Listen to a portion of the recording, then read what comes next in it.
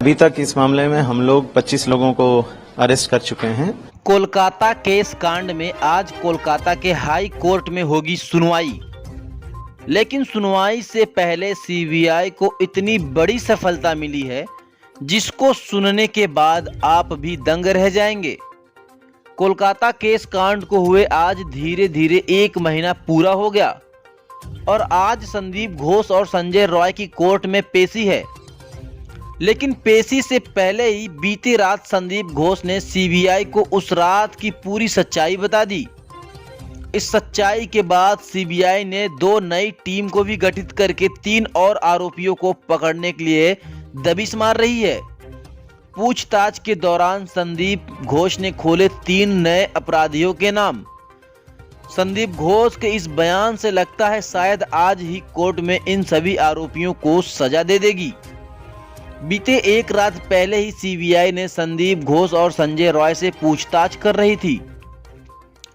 पूछताछ के दौरान संदीप घोष ने सुनवाई से पहले ही सीबीआई को सौंपी उस रात की वीडियो फुटेज।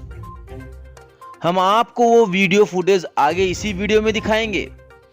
आपको बता दें, संदीप घोष जाते जाते 3 बड़े आरोपियों के नाम भी उजागर कर दिए हैं और सीबीआई उन सभी आरोपियों की तलाश में जुट गई है। जानेंगे हर एक खबर को आगे विस्तार से, लेकिन उससे पहले आपसे एक छोटी सी रिक्वेस्ट है। अगर आपने अभी तक डॉक्टर बिटिया को श्रद्धांजलि नहीं दी है तो कमेंट में RIP लिखना बिल्कुल ना भूलें। साथ ही साथ दोस्तों, आपसे ये भी पूछना है, अगर यह फैसला आपके ऊपर होता तो इन सभी आरोपियों को आप क्या सजा देते, आप उनके साथ क्या सलूक करते। ये फैसला अगर आपके ऊपर छोड़ दिया जाए तो इन दोनों अपराधियों के साथ, मतलब जो अभी सीबीआई की गिरफ्त में है, इन सभी के साथ आप क्या करते, कमेंट में हमें ज़रूर बताएं। प्रिंसिपल संदीप घोष ने सीबीआई को दिए फोन में रिकॉर्ड की गई असली वीडियो फुटेज। किए ऐसे ऐसे खुलासे, सुन हिल गई पूरी सीबीआई टीम। इस वीडियो में डॉक्टर बिटिया की चीखें सुनकर आप भी रोने पर मजबूर हो जाएंगे। दरिंदों ने उस रात डॉक्टर बिटिया के साथ क्या क्या किया था, कितने लोगों ने इस घटना को अंजाम दिया, उसका पूरा असली वीडियो अब सीबीआई को मिल चुका है। इस वीडियो के मिलने के बाद सीबीआई की तलाश भी लगभग पूरी हो चुकी है। अब बस उनको सजा देना बाकी है। कोलकाता डॉक्टर बिटिया के केस में सीबीआई के हाथ सबसे बड़ी लीड और अहम सुराग लग चुका है। सीबीआई को एक ऐसा वीडियो मिला है जिसकी वह कई दिनों से तलाश कर रही थी। इस वीडियो को मिलने के बाद संदीप घोष ने सीबीआई के सामने रात भर में अपने सभी गुनाहों को भी कबूल कर लिया और कई बड़े खुलासे भी किए।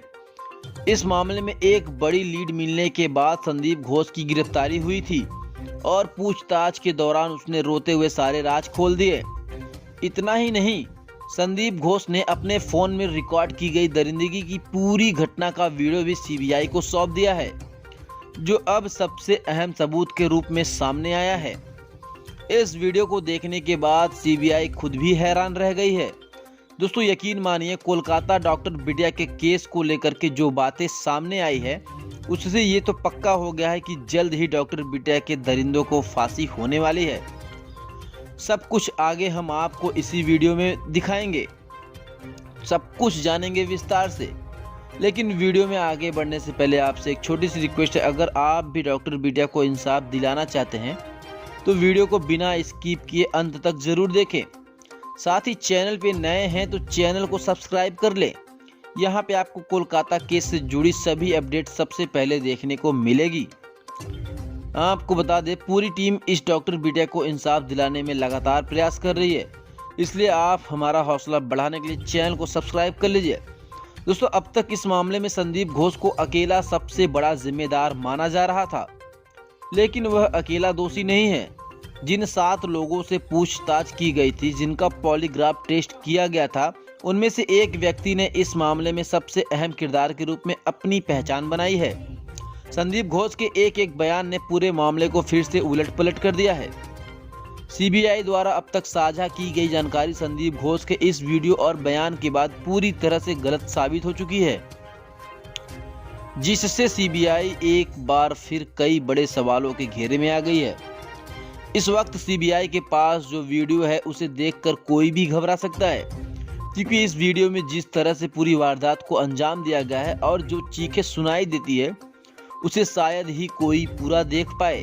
हो सकता है कि कई लोग इस वीडियो को पूरा देख भी ना पाएं, क्योंकि इसे देखने के दौरान खुद सीबीआई के अधिकारी भी हैरान रह गए थे। सीबीआई के चीफ एडिटर की आंखें भी इस वीडियो को देखकर नम हो गई और उन्होंने यहां तक कह दिया कि इस जघन्य अपराध को अंजाम देने वाले का अंजाम भी बिल्कुल ऐसा ही होने वाला है।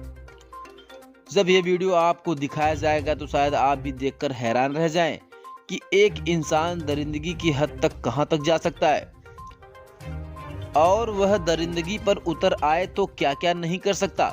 जो कुछ इस वीडियो में डॉक्टर बिटिया के साथ हुआ उसकी हम कल्पना भी नहीं कर सकते। शायद हम उस दर्द का कभी एहसास भी न कर पाए, लेकिन इस वीडियो में जो दिखाई देगा उससे आप कुछ हद तक जरूर समझ पाएंगे कि आखिर उस रात डॉक्टर बिटिया किस दर्द और तड़प से गुजरी, जो इस दुनिया को छोड़कर चली गई। लेकिन उसने मानवता पर एक बड़ा सवाल खड़ा कर दिया है कि क्या हम वाकई इंसान हैं। अगर इस वीडियो को देखकर आपका दिल नहीं पसीजता, आप अभी भी खुद को इस पूरे मामले को अलग मानते हैं, तो यकीन मानिए आप मानवता से बहुत दूर हैं। और अगर आप इस मामले को लेकर अपनी आवाज़ भी नहीं उठा पा रहे हैं तो इससे ज़्यादा शर्मनाक कुछ हो ही नहीं सकता। सीबीआई ने संदीप घोष को कई अहम सबूतों के आधार पर गिरफ्तार किया था। सबसे पहले उस चश्मदीद गवाह ने जिसने इस घटना को अपनी आंखों से देखा था। संदीप घोष के बारे में महत्वपूर्ण सुराग दिए थे। इन्हीं सुरागों के चलते सीबीआई ने कई बड़े खुलासे भी किए। सीबीआई ने संदीप घोष से आगे की दरिंदगी के बारे में पूछा तो उसने स्वीकार किया कि हाँ, उस दरिंदगी के दौरान वह खुद भी शामिल था और घटना स्थल पर मौजूद था। उसके इस दावे के बाद सीबीआई भी भ्रमित हो गई, क्योंकि उन्हें समझ में नहीं आ रहा था कि वो क्या कहना चाहता है। संदीप घोष ने बताया कि उस दिन सेमिनार हॉल में वो अकेले नहीं थे, बल्कि पहले से ही 7 लोग वहां पे मौजूद थे। उन 5 लोगों में 4 आरोपी थे जो कोलकाता की कई महत्वपूर्ण हस्तियों में शामिल थे और 5वां वो खुद था। आपको बता दें, सभी सेमिनार हॉल में रात 8 बजे से ही डॉक्टर बिटिया का इंतजार कर रहे थे, क्योंकि उन्हें पता था कि वो हर दिन लगभग ड्यूटी खत्म करने के बाद सेमिनार हॉल में ही आती थी सोने। इस साजिश को अंजाम देने के लिए 2 दिन पहले ही सेमिनार हॉल की कुंडी तोड़कर अलग कर दी गई, ताकि ना तो बाहर से कोई दरवाजा बंद कर सके और ना ही अंदर से।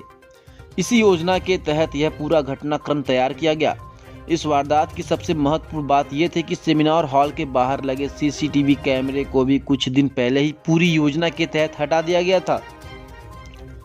जब संदीप घोष से आरोपी संजय रॉय के बारे में पूछा गया तो उसने बताया कि संजय रॉय पहले इस घटना में शामिल नहीं था, लेकिन बाद में उसे फोन करके बुलाया गया था। संजय रॉय 4:30 बजे आरजीकर हॉस्पिटल में अपनी बाइक से पहुंचा, जिसका सीसीटीवी फुटेज पहले ही सामने आ चुका था। उस फुटेज में देखा जा सकता है कि वो बहुत तेजी और घबराहट में हॉस्पिटल में दाखिल हुआ और सीधा सेमिनार हॉल की ओर बढ़ गया।